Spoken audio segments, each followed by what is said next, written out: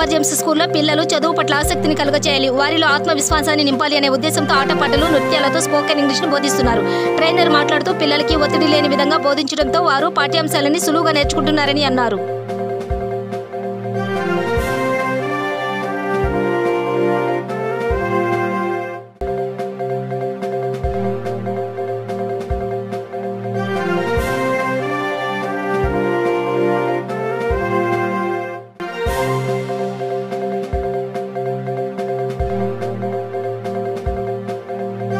ఖమ్మం జిల్లా మధిర మండల పరిధిలోని రాయపట్నం గ్రామంలో మాజీ సర్పంచ్ బొమ్మకట్టి హరిబాబు తల్లి రంగమ్మను తన ఇంటి ఆవరణలో నిద్రిస్తున్న సమయంలో అర్ధరాత్రి ఎవరో గుర్తు తెలియని వ్యక్తులు ఇనుపరాడ్తో తలపై మోదీ హత్య చేశారు.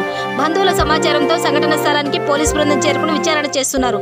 వైరా ఏసీపీ ప్రసన్న కుమార్ నేతృత్వంలో డాగ్ స్క్వాడ్ క్రూజ్ టీం రంగంలోకి దింపి విచారణ చేస్తున్నారు. ఈ సంఘటనతో గ్రామస్తులు ఒక్కసారిగా ఉలిక్కిపడ్డారు. పోలీసులకు కీలక ఆధారాలు లభ్యమైనట్లు తెలుస్తుంది. త్వరలోనే నిందితులను పట్టుకుంటామని పోలీసులు తెలిపారు.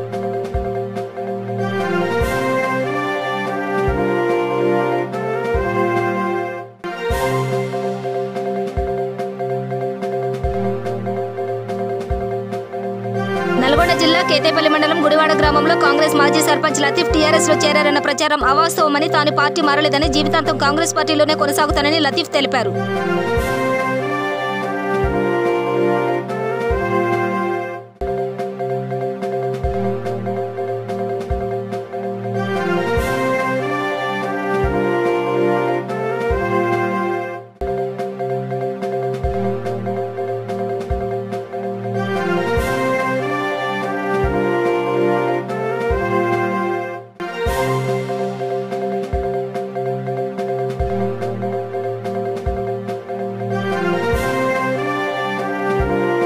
రామగుండం మండలం గోదావరి ఖని ప్రాంతంలో డిఎం ఆఫీసుల సమీపంలో గల సింగరేణి సంస్థ యొక్క 18 మెగావాట్ల పవర్ హౌస్ ప్లాంట్లో ఒక్కసారిగా మంటలు చెలరేగాయి. గత కొద్ది కాలంగా మూసివేయబడ్డ ప్లాంట్లో సామగ్రి తొలగించే ప్రయత్నంలో ట్రాన్స్ఫార్మర్లో ఉండే రసాయనాల వేడి వల్ల పెద్ద ఎత్తున మంటలు చెలరేగాయి. అప్రమత్తమైన స్థానిక సిబ్బంది వెంటనే అగ్నిమాపక సిబ్బందికి సమాచారం ఇవ్వడంతో మంటలు అదుపులోకి తీసుకువచ్చారు. ఈ ఘటనలో ఎలాంటి ప్రాణ నష్టం జరగలేదని తెలిసింది.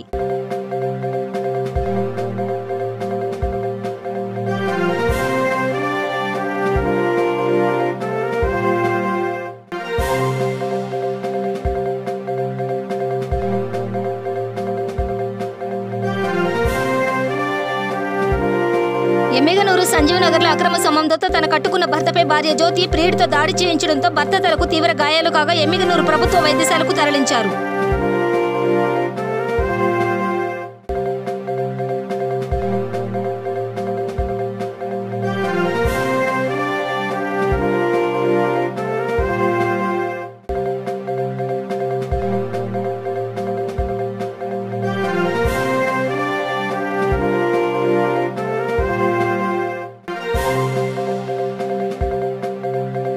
బాలాపూర్ మండలం మీర్పేట మున్సిపాలిటీ పరిధిలోని సిర్లా హిల్స్ లెనిన్ నగర్ రైతు బజార్ వద్ద 500 నుంచి 1000 KL కెపాసిటీతో ఏర్పాటు చేసిన వాటర్ ట్యాంకులను మహేశ్వరం ఎమ్మెల్యే సబితా ఇంద్రారెడ్డి చేతుల మీదుగా ప్రారంభోత్సవం జరిగింది.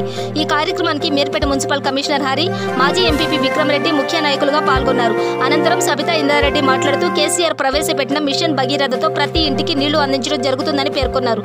మహేశ్వరం నియోజకవర్గంలో మిషన్ భగీరథ కోసం ఇప్పటి వరకు 105 కోట్లు ఖర్చు చేయడం జరిగిందన్నారు.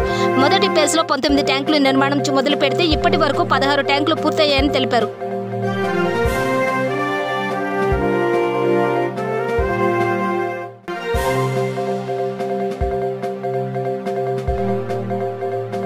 కర్నూలు జిల్లా ఎమ్మిగనూరు మండలంలో శాంతప్ప, నరసప్ప, అలమత్తయ్య ఆధ్వర్యంలో జాప్ యూనియన్ కర్నూలు జిల్లా మహాసభలు ఏర్పాటు చేయడం జరిగింది. ఈ కార్యక్రమంలో శ్రీ ఆజాద్ జాప్ రాష్ట్ర అధ్యక్షులు రవితేజ, రాష్ట్ర ప్రధాన కార్యదర్శి, రాష్ట్ర ఉపాధ్యక్షులు శాంతప్ప తదితరులు పాల్గొన్నారు. రాష్ట్ర ప్రధాన కార్యదర్శి రవితేజ మాట్లాడుతూ, చిన్న ఛానల్ అంటే చిన్న చూపు చూస్తున్న సమయంలో మన మంత్రి అనిల్ కుమార్ యాదవ్ చిన్న ఛానల్, పెద్ద ఛానల్, చిన్న పేపర్లు, పెద్ద పేపర్లు తేడా లేకుండా సమానంగా చూస్తున్నందుకు మంత్రి అనిల్ కుమార్ యాదవ్ కు ధన్యవాదాలు తెలుపుతున్నామని తెలియజేశారు. ఈ రోజుల్లో చిన్న పేపర్లు వెన్నెముక లాంటివని, వాటిని కాపాడుకోవాలని తెలియజేశారు. జప్ యూనియన్ ఎప్పుడూ జర్నలిస్టుల విలువలను కాపాడుతుందని తెలియజేశారు.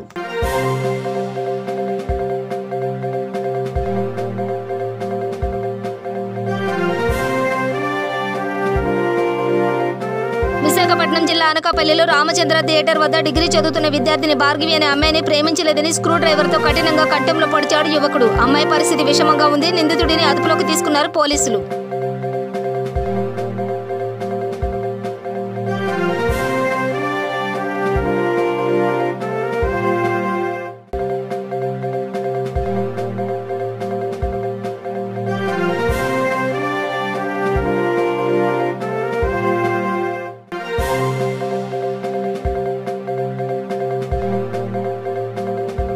కర్నూలు జిల్లాలోని 14 నియోజకవర్గం ఎమ్మెల్యేలకు మరియు 2 ఎంపీలకు మున్సిపాలిటీ మంత్రి బొత్స సత్యనారాయణ సమక్షంలో జిల్లా వైఎస్ఆర్సీపీ పార్టీ కార్యాలయంలో బీవై రామయ్య ఆధ్వర్యంలో శాలువా వేసి పుష్పగుచ్చం అందజేసి ఘనంగా సన్మానించారు.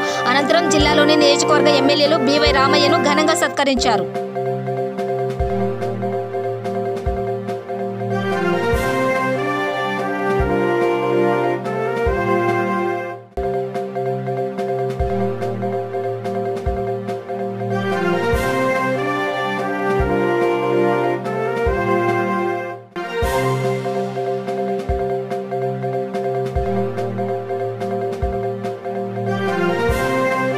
తూర్పుగోదావరి జిల్లాలో చోరీలకు పాల్పడుతున్న వ్యక్తిని పోలీసులు అరెస్టు చేశారు. అతని వద్ద నుంచి కొంత బంగారాన్ని స్వాధీనం చేసుకున్నారు. ఆనపర్తి మండలం కొప్పవరం గ్రామంలో పోలీసులకు చిక్కకుండా ఇళ్లను గుల్ల చేస్తూ సత్యనారాయణ అనే వ్యక్తి పోలీసులకు సవాల్ విసిరాడు. దీంతో ఇంతటి ఆగడాలపై నిఘా పెట్టిన పోలీసులు ఎట్టకేలకు నిందితుడిని అరెస్టు చేశారు.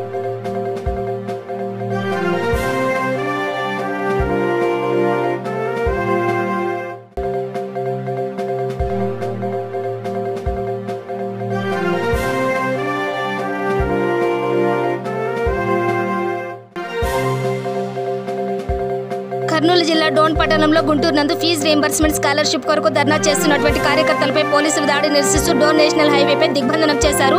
అఖిల భారత విద్యార్థి పరిషత్ కార్యకర్తలు పెండింగ్ లో ఉన్న ఫీజు పేమెంట్ స్కాలర్షిప్లు విడుదల చేసి ఉపకార వేతనాన్ని చెల్లించాలని కోరుతూ పెద్ద ఎత్తున విద్యార్థులు జాతీయ రహదారి NH44 కంబాలపడు హైవే రోడ్డుపై బైఠాయించారు. అఖిల భారత విద్యార్థి పరిషత్ ఆధ్వర్యంలో చేపట్టిన డోన్ హైవేలో దిగ్బంధనంలో కిలోమీటర్ పైగా వాహనాలు నిలిచిపోయాయి. ఒక గంట సేపు స్తంభించిపోయిన రహదారి. వెంటనే సమాచారం తెలుసుకున్న డోన్ రూరల్ సిఐ సుధాకర్ రెడ్డి సంఘటన స్థలానికి చేరుకుని నిరసనకారులను అరెస్టు చేశారు.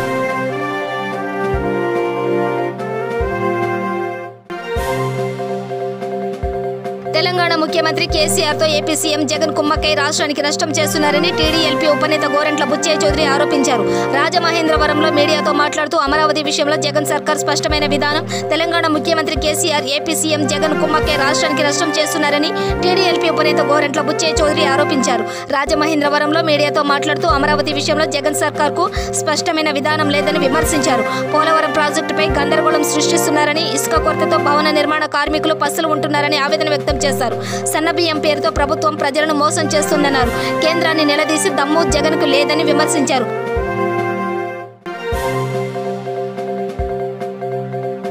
తెలంగాణ రాష్ట్ర ప్రభుత్వం ప్రతిష్టాత్మకంగా చేపట్టి నిర్మించిన కాళేశ్వరం ప్రాజెక్టును తెలంగాణలోని అన్ని జిల్లాలకు చెందిన 33 మంది కలెక్టర్ల బృందం కాళేశ్వరం ప్రాజెక్టును సందర్శించడం జరిగింది.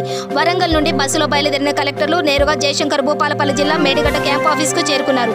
అనంతరం అక్కడ టిఫిన్ చేసి మేడిగడ్డలోని క్యాంపు కార్యాలయంలో హరితహారంలో భాగంగా క్యాంపు కార్యాలయంలో మొక్కలు నాటి అనంతరం మేడిగడ్డ లక్ష్మీ బ్యారేజ్ పూర్తి స్థాయిలో సందర్శించి కాళేశ్వరం ప్రాజెక్టు ఇంజనీర్లతో సమీక్ష సమావేశంలో పాల్గొన్నారు. అనంతరం కాళేశ్వరంలోని కాళేశ్వరం ముక్తేశ్వర స్వామివారిని దర్శించుకుని తర్వాత కన్నెపల్లి లక్ష్మీ పంప్ హౌస్ ను సందర్శించడం జరుగుతుంది.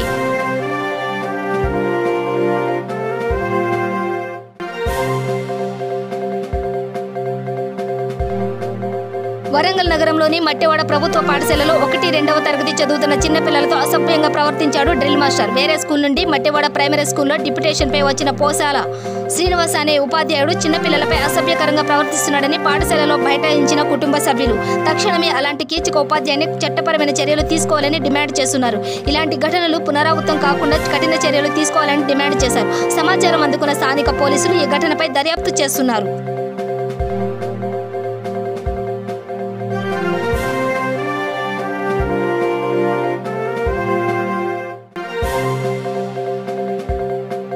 ప్రసిద్ధ పుణ్యక్షేత్రమైన మంత్రాలయం శ్రీ రాఘవేంద్ర స్వామి మఠం ఆగస్టు నెల హుండీ ఆదాయం 1,67,35,450 నగదు, 49 గ్రాముల బంగారం, 730 గ్రాముల వెండి ఆదాయం వచ్చినట్లు మఠం మేనేజర్ శ్రీనివాసరావు తెలిపారు. హుండీ లెక్కింపు సందర్భంగా శ్రీ మఠం ప్రైవేట్ సెక్యూరిటీ గార్డు కొంత నగదును దొంగిలిస్తుండగా అక్కడున్న శ్రీ మఠం సెక్యూరిటీ సూపర్వైజర్లు పట్టుకుని శ్రీ మఠం పీఠాధిపతులు శ్రీ సుబుధేంద్ర తీర్థ స్వామీజీ దగ్గరకు తీసుకెళ్లారు అని పీఠాధిపతి మందలించి సెక్యూరిటీ గార్డుని విధుల నుండి తొలగించారని తెలిసింది.